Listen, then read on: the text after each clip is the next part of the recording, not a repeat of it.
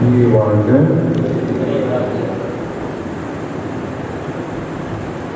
இயேசு கிறிஸ்து எனக்கு மிகவும் பிரியமான பெருமையான சகோதர சகோதரிகளே, அன்பார்ந்த ஜெபமாலை மக்களே, இந்த ஊடகத்தின் வழியாக எங்களுடைய நிகழ்வுகளை எல்லாம் பார்த்து கொண்டோம், பங்கெடுத்துக் கொண்டோம். இதில் ஜெபித்துக் கொண்டிருக்கின்ற அனைத்து அன்பு உள்ளங்களே, அன்பு மக்களே அனைவருக்கும் என்னுடைய மனமார்ந்த நன்றிகளையும் வாழ்த்துக்களையும் வணக்கங்களையும் ஜெபங்களையும் ஆசிரியர் உறுதிப்படுத்துகிறேன். நான் ஒவ்வொரு குழுவை பற்றி மக்கள் உங்களுக்கு அறிமுகம் செய்கிற பொழுது அவ்வப்போது நான் அந்த குழுவை பற்றி உங்களோடு பகிர்ந்து கொண்டிருக்கிறேன். இறுதியிலே காலை முதல் மாலை வரையில் எங்களுடைய திருத்தலத்திலே இந்த திருத்தலத்திலே இருக்கின்ற ஜெபமாலை அன்னுடைய அன்பையும் பக்தியும் ஆகிய உலகம் பரப்ப வேண்டும் என்ற வேட்கையிலே அன்பிலே மரியின் மகனாக அன்னையின் அடிச்சுவட்டை அனுதினமும் பின்பற்றுகிற அன்பு சகோதரர் டிஜிட்டல் ராஜா அவர்கள் இந்த நிகழ்வை ஏற்படுத்தி இதை காலை முதல் மாலை வரை எல்லாத்தையும் இலவசமாக மக்களுக்கு அன்னையின் பக்தி சென்றடைய வேண்டும். இந்த அன்னை வழியாக நாம் செய்து கொண்டிருக்கிற எல்லா நிகழ்வுகளும் எத்திசைக்கும் பரப்ப வேண்டும் என்று அதை செய்கிறார். இந்த எண்ணங்கள் எப்படி அவருக்கு வந்தது என்று நான் யோசித்து பார்க்கிற பொழுது எங்களுடைய மறைந்த அன்பு ஆயர் நேரு ஆயர் முனைவர் ஸ்ரீ சௌந்தரராஜ் எஸ்டிபி அவர்கள் 2019 பிப்ரவரி மாதம் 2ஆம் தேதி எமது ஆலயத்தில் பின்புறம் இருக்கின்ற அற்புத ஜெபமாலை நிகழ்ச்சியை திறக்கின்ற பொழுதும் ஆசியம் தொகுப்புகளினுடைய கட்டடங்களை குறிப்பிட்டு திறக்கின்ற பொழுதும் அவர் இடத்தை திருத்தலமாக அறிவித்து ஒரு மாநாடை, ஜெபமாலை மாநாடை திருத்தந்தையின் ஆணைக்கிணங்க வேலூர் மறை மாவட்ட அளவிலே ஏறக்குறைய 10,000 மக்கள் கொண்டு நடத்த வேண்டும் என்று ஆணை பிறப்பித்தார். எங்கள் மக்களோ எனக்கு முழு ஒத்துழைப்பு கொடுத்து அனைத்து சகோதரிகள் வேதிகள் என்னுடைய மக்கள் எல்லோரும் ஒன்று சேர்ந்து மிக அருமையாக இதை சிறப்பாக செய்து முடித்தார்கள்.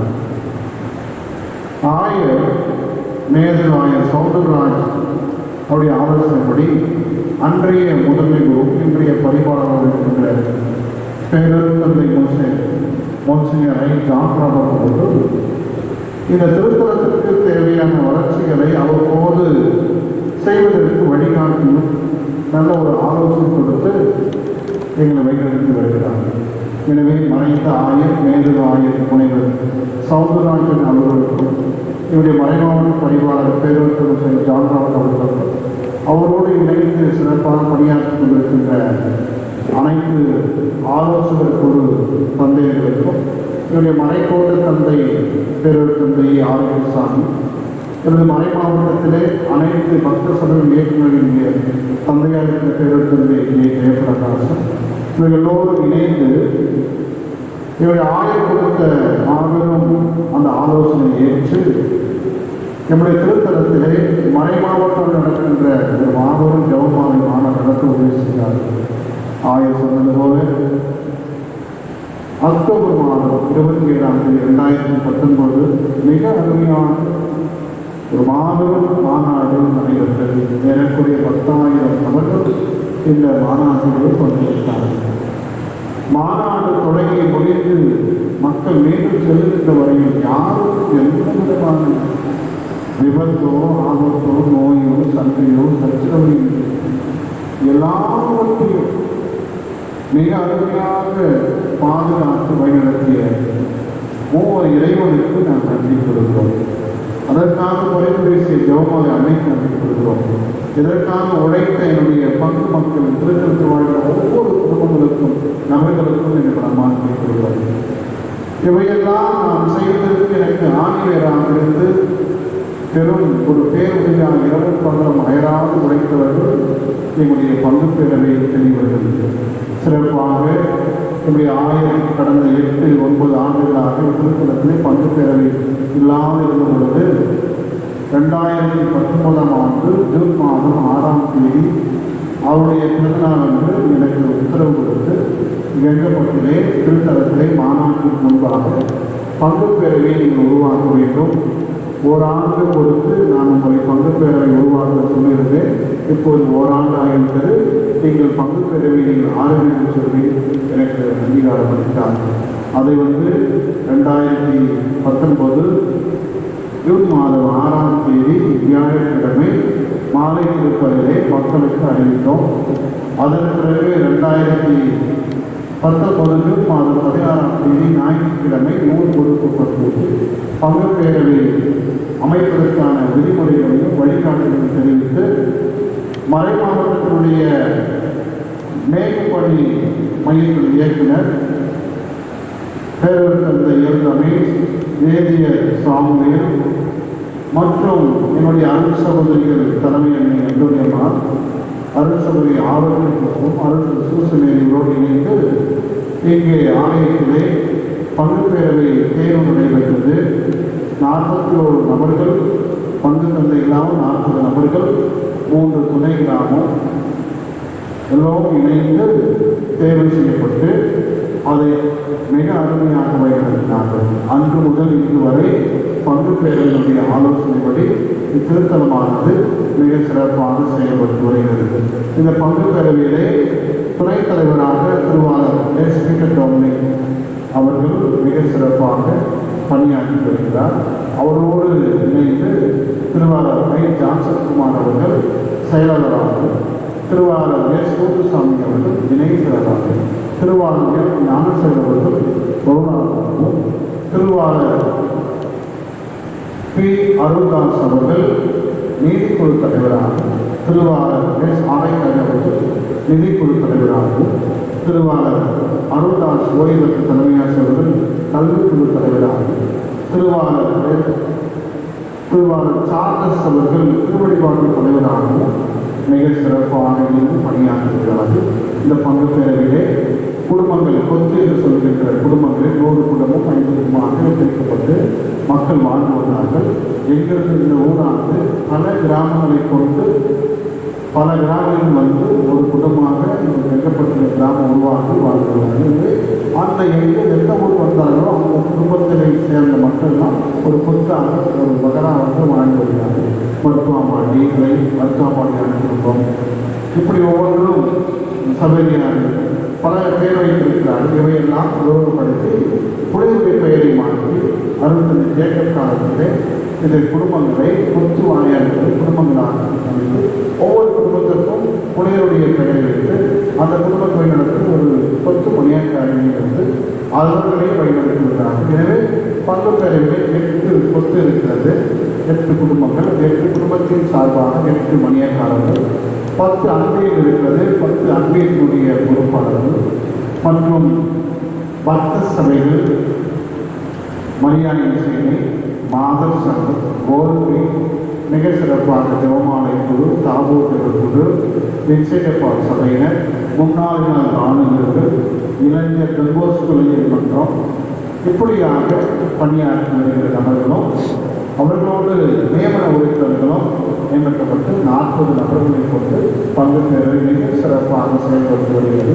எப்படிப்பட்ட பணியாக இருந்தாலும் ஆன்மீக பணி, கல்வி பணி, சமூக பணி, பல்வேறு பொருளாதார வளர்ச்சி பணி, வேலை வாய்ப்பு, கொரோனா காலத்திலே நிவாரண உதவி, பல பணிகளை நம்முடைய பங்கு பேரவை உறுப்பினர்கள் மிக அருமையாக திருவிழாவாக இருந்தாலும், அது தவக்காலமாக இருந்தாலும், பாஸ்டர் காலமாக இருந்தாலும், திருவழிபாடு நிகழ்வுகள் எல்லாவற்றையும் மிக சிறப்பாக பொறுப்பெடுத்து வழிநடத்தி வருகிறார். எனவே இதையெல்லாம் நினைத்து நான் இறைவனுக்கு ஜெபமாலை வழியாக நம்பி கொடுக்கிறேன். இதற்கான உழைப்புகளை பங்கு மக்களை ஒவ்வொரு குடும்பங்களையும் நான் மனமாற வாழ்த்துகிறேன், பாராட்டுகிறேன். அவர்கள் எல்லோரும் இருக்கின்ற அனைத்து கட்டுமான பணிகளையும் இவருடைய சொந்த உழைப்பினாலும், பணத்தினாலும், தியாகத்தினாலும் பங்கு தந்தையினுடைய உதவியோடு அவர் கட்டி முடித்திருக்கிறார்கள்.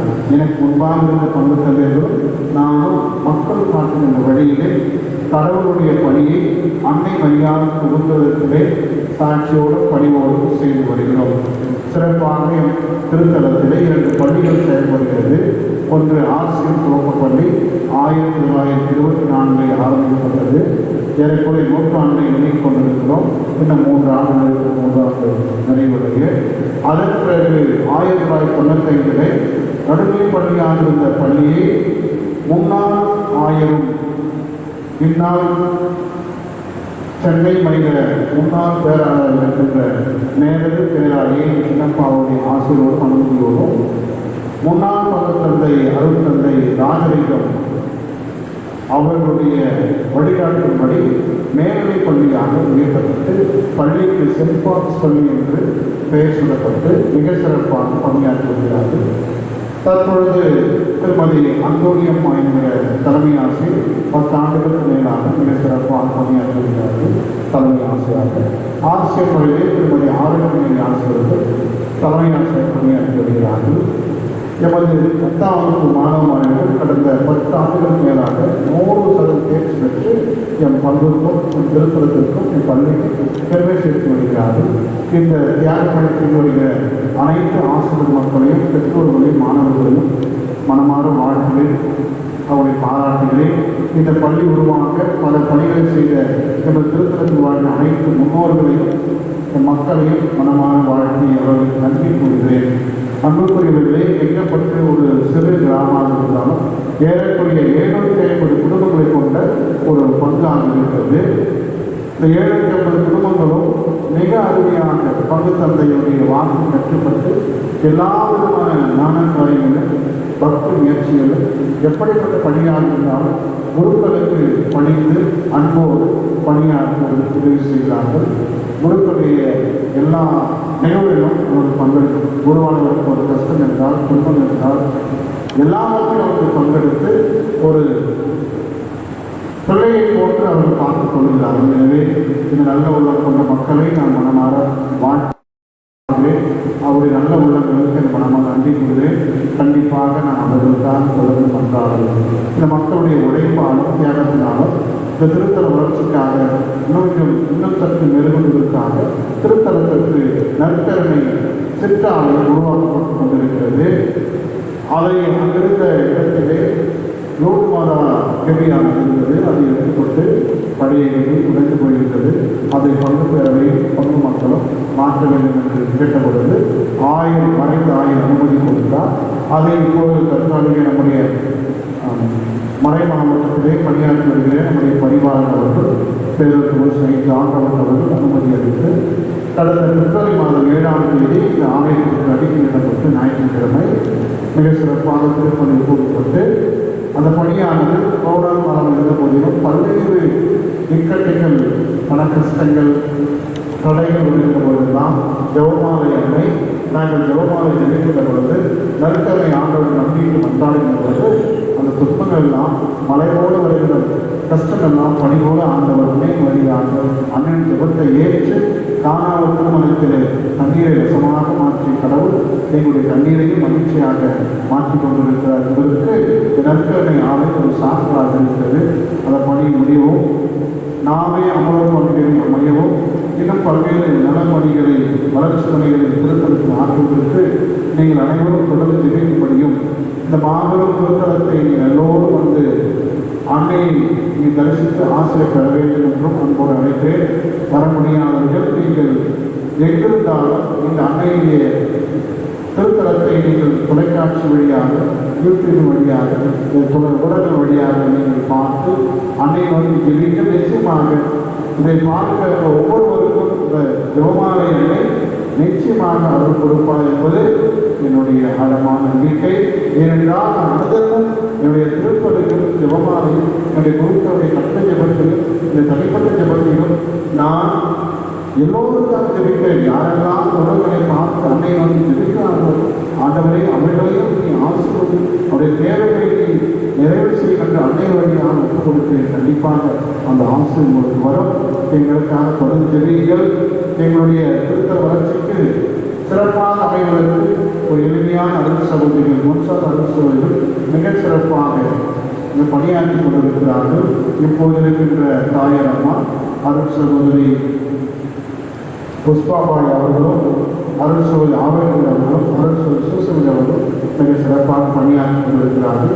அதோடு மட்டுமல்லாமல் மிகவும் குறைந்த ஊதியத்திலே ஊதியம் எதிர்பார்க்காமல் கடவுளுடைய பணியை நேர்மையாக தூய்மையாக எப்பொழுதும் உருவானவருடைய பேச்சுக்கு கீழ்ப்படுத்தி பங்குத்தன்மையோடு இணைந்து மிகவும் அருமையாக ஆலய பணியை மண்ணறிவோடு பணியாற்றி கொண்டிருப்பவர் தொன்போஸ் அவர்கள்.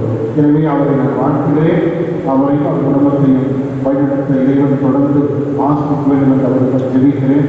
மேலும் அன்புக்குரியவர்களே, இப்படிப்பட்ட பணியெல்லாம் இந்த டிஜிட்டல் காலத்திலே எல்லாவற்றையும் மக்களுடைய நேரங்களுக்கு நிலைகளுக்கு சயின்ஸ் ஆஃப் டைம் என்று சொல்கிறதே, காலநிலைக்கு ஏற்றபடி கடவுளுடைய பணியை மாற்றுவதற்கு நாம் எல்லாம் விலகி போகக்கூடாது.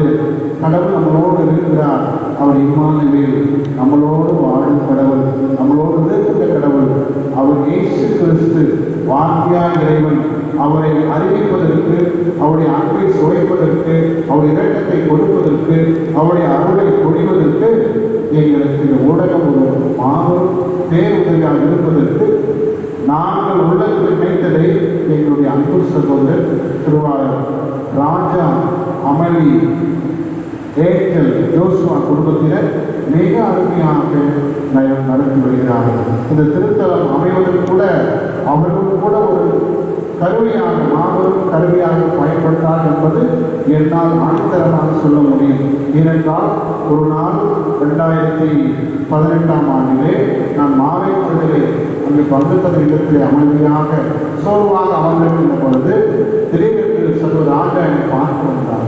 வந்த பொழுது என்னுடைய சோர்வை பார்த்து என்னை மகிழ்ச்சி ஊற்றி, சாமி, நம்முடைய ஆலயத்திற்கு புறம் சோர் இருக்கிறது, அங்கு ஏதாவது நான் பார்த்து வரையட்டுமா, மாதாவை பற்றி சித்திரங்கள் வரையட்டுமா என்று கேட்டார். அது எனக்கு ஒரு உந்துதலாக இருந்தது. அதை நான் தியானித்து அங்கே ஆர்ட் வரையவில்லை, நாம் ஒரு சிறு சிறுவத்தை சோற்றில் வைக்கலாம் என்றுதான் நான் அவர்கள் பேசினேன். அதை வைத்து நான் முன்னால் ஒரு ஜெபித்தேன். ஜெபத்தின் மூலமாகத்தான் எனக்கு அங்கே ஒரு கெவி கட்ட வேண்டும் என்ற உள்ளுணர்வு ஏற்பட்டது. இதை நான் மறைந்த ஆயுள் மேலகாயமுடைய சௌந்தராயுள் தெரிவித்த பொழுது, நீ தாராளமாக அந்த கெவியை கட்டு, நானே கரெக்ட் சொன்னார். அதை நாங்கள் 2018ஆம் ஆண்டு அக்டோபர் மாதம் திருவிழா முடித்துவிட்டு எங்களுடைய அப்போது பங்கு பேரவைகளை ஊர் பிரிவில் அழைத்து மாலை 2018ஆம் ஆண்டு அக்டோபர் மாதம் 9ஆம் தேதி மாலை பங்கு தெய்வத்திற்கு முன்பாக ஒரு சிறு கூட்டம் போட்டு நான் ஒரு கெவியை கட்டலாமா என்று கேட்டபோது, தாராளமாக கட்டும் சாமி என்று சொன்னார். அப்போது நான் ஆசிரியர் பணியுடைய துவக்கத்துடைய புதுப்பித்த பணியை நான் பேசினேன் அப்படின்னு செய்ய சொன்னார்கள். எனவே 10ஆம் தேதி மாதா திருவிழாவை கொண்டாடிவிட்டு நன்றி சொல்வதற்கான காட்டுப் கோயில் விருதுதான் அந்தோனியார் ஆலயத்தில் சென்று திருப்பொழிப்பு கொடுத்து வந்த பிறகு 11ஆம் தேதி அன்றைய வேட்டவரம் மறைக்கோட்ட முதன்மை குருவாக பேரொரு தந்தை கிளமெண்ட் சொன்ன பொழுது அவரே அக்டோபர் மாதம் 11ஆம் தேதி 2018 அன்று அந்த அற்புத கெவிக்கு அடிக்கொள்ளப்பட்டது. அன்று முதல் இதுவரை அது 400 வேலையில் பொருள் வல்லமாக வளர்ந்து அற்புதங்களையும் அதிசயங்களையும் அந்த அற்புத கெவியிலே அன்னை மரியாள் ஆண்டோடைய இலக்கத்தை மரபை பெற்றுக் கொடுத்து செய்து கொண்டிருக்கிறார். எனவே இந்த திருத்தலம் அமைவதற்கு அன்பு சகோதரர் ராஜா உண்மையிலேயே ஒரு சிறு கருவியாகிருந்து முழுதாகிருந்து என்னை கட்டி கொடுக்கிறார்கள். எப்போதெல்லாம் நான் சொல்கிற அப்போதெல்லாம் அவரே என்னை பேசி என்னை உற்சாகம் ஊற்றுவார். ஒரு நல்ல ஒரு சகோதரர் இருக்கிறார். இப்போது கூட ஜவஹர்லாலுடைய அன்பை பக்தி மக்களுக்கெல்லாம் பணம் கொடுத்தார்கள். அவ்வப்போது 300 படங்கள் 500 படங்கள் என்று பிரித்து செய்து லேமினேட் பண்ணி வீடு பொழுது போது மக்களுக்கு இலவசமாக கொடுத்து அன்னை பக்தி பரப்பி கொண்டிருக்கிறார். இப்பொழுது கூட ஒவ்வொரு மாதம் 7ஆம் தேதியும் இந்த நாள் கொண்டிருந்த எல்லா நிகழ்வுகளையும் அவர் யூடியூபிலே அவருடைய சொந்த செலவிலேயே மாதாவின் பக்தியை பரப்பி கொண்டிருக்கிற மாதாவின் மைனர் ராஜாவுக்கும் இந்த வாழ்த்துக்களை ஆசிரியர் தெரிவிப்பேன். அவர் உலகத்தில் இருக்கிற எண்ணங்களை எல்லாம் இறைவன் அன்னை வழியாக அமிர்தமான ஆசிரியப்படுகிறார். சொல்ல முடியாத வேதனைகள், சுமைகள், கடன் தொல்லைகள் எல்லாம் இருக்கிறது என்பதை நிறைவேற்றி நமக்கு ஆண்டு வெளிப்படுத்தினார். அதை இறைவனுக்காக தொடர்ந்து இந்த ஜெபமாலை வழியை ஆசிரித்து அவர் கூட்டங்களுக்கு விளக்கு போல வளரவும், அவர் பாறையில் கட்டப்பட்டு ஈடுபடுவதற்கும் அருள்வேண்டி ஆசிரியர் கொடுக்கிறேன். இங்கே இந்த நிகழ்வு செய்ய உதவி செய்த அத்தனை நபர்களுக்கும், எங்களுடைய பங்குபெறை பிரிவுகளுக்கும், எங்களுடைய அனைத்து மக்களுக்கும், எங்களுடைய பக்த சபைகளுக்கும் என்னுடைய மனமாக நன்றியை தெரிவிப்பேன். அன்புக்குரியவர்களே, ஜெபம் செய்வோம், தினமும் ஜெபமாலை சொல்வோம். இந்த பக்த முயற்சி எல்லாமே வெறும் நிகழ்வு மட்டுமல்ல, மாறாக இது நமது வாழ்க்கையை விட்டு செல்லுகின்ற ஒரு வழியாக இருக்கிறது. விசுவாசத்திற்கு நாம் இன்னும் ஆழத்திற்கு நாம் இட்டு செல்லுகின்ற ஒரு கருவியாக இருக்கிறது ஜெபமாலை. ஜெபமாலை எழுதுகிற கரத்தை ஜெபமாலை அன்னை ஒருபோதும் விட மாட்டார். எந்த கரம் ஜெபமாலை ஜெபிக்கிறதோ ஒருங்கிற கரத்தை அன்னை மரியாள் தாங்கிக் கொள்கிறார். ஏனென்றால் ஜெபமாலை தோற்றம் சாத்தானை தோற்றம். திருச்சபை வரலாறு சொல்லுகிறது, புனித வாழ்வு சொல்கிறது, ஜெபமாலையினால் நாம் எப்போது ஜெபம் செய்வோம். எனவே வெற்றி தரும் ஜெபமாலை இது நமக்கு கற்றுத்தரும் ஜெபமாலை. எனவே நாம் வெற்றி பெறுவோம். வெற்றி தரும் ஜெபமாலை, அன்னை கற்றுத்தரும் ஜெபமாலை, வெற்றி தரும் ஜெபமாலை, அன்னை கற்றுத்தரும் ஜெபமாலை. ஜெபிப்போம் ஜெபிப்போம் ஜெபமாலை ஜெபிப்போம், ஸ்துதிப்போம் ஸ்துதிப்போம் பெயரீக ஸ்துதிப்போம். ஜெபிப்போம் ஜெபிப்போம் ஜெபமாலை ஜெபிப்போம், ஸ்துதிப்போம் ஸ்துதிப்போம் பெயரீக ஸ்துதிப்போம். வெற்றி தரும் ஜெபமாலை, அன்னை கற்றுத்தரும் ஜெபமாலை, வெற்றி தரும் ஜெபமாலை. ஜெபம் செய்வோம் தினம் ஜெபமாலை சொல்வோம், ஜெபம் செய்வோம் தினம் ஜெபமாலை சொல்வோம். பாவத்திற்காக அதிகாரம் அன்புக்குரிய சகோதர சகோதரிகளை, நாம் ஜெபமாலை சொல்வோம், ஜெயம் பெறுவோம். ஜெபமாலை சொல்லுகிற போதெல்லாம் நம்ம ஆண்டோடைய வாழ்வையே நாம் தியானிக்கிறோம். அவருடைய பிறப்பு, அவருடைய பாடல், அவருடைய இறப்பு, அவருடைய மரணம், அவருடைய உயிர்ப்பு, அவருடைய புதுமைகள், இந்த நாவற்றை நாம் தியானித்து அதை நம்முடைய வாழ்வை கடைபிடிக்கின்ற பொழுது நமக்கு ஆண்டுடைய இறக்கம் வரும். அன்னை வழியாக அமிர்தமான வைப்பது என்றால் அன்னை வழியாக நம் அனைவருக்கும் அருள் வாழ்ந்தார். என்றால் அன்னை அருளால் நிறைந்திருக்கிறார். ஆனால் அன்னையை நாம் வணங்கினா அந்த அன்னையை போன்று ஆன்ம திட்டத்திற்கு நம்மையை கீழ்ப்படைந்து சாட்சியோடும் பணிவோடும் அன்போடும் பாசத்தோடும் நாம் வாழ்ந்த போது நிச்சயமாக அன்னை மரியாள் நமக்காக தொடர்ந்து பதிவு பேசுவார் என்ற நிலையிலே அன்னையின் அருள்வேண்டி நாம் பாடி ஜெபிப்போம். மாதாவே துணை வாழ்த்தே போற்ற வரம் தாரும், ஈதோ பிள்ளை வந்தோமா ஏற்றம் பாறையமை. தந்தை மகன் தூய ஆவியாரின் பெயராலே இயேசுவுக்கே புகழ், இயேசுவுக்கே நன்றி. மரியே வாழ்க, ஜெபமாலை அன்னையே வாழ்க, ஜெபமாலை அன்னையே வாழ்க. எல்லோருக்கும் ஆசை.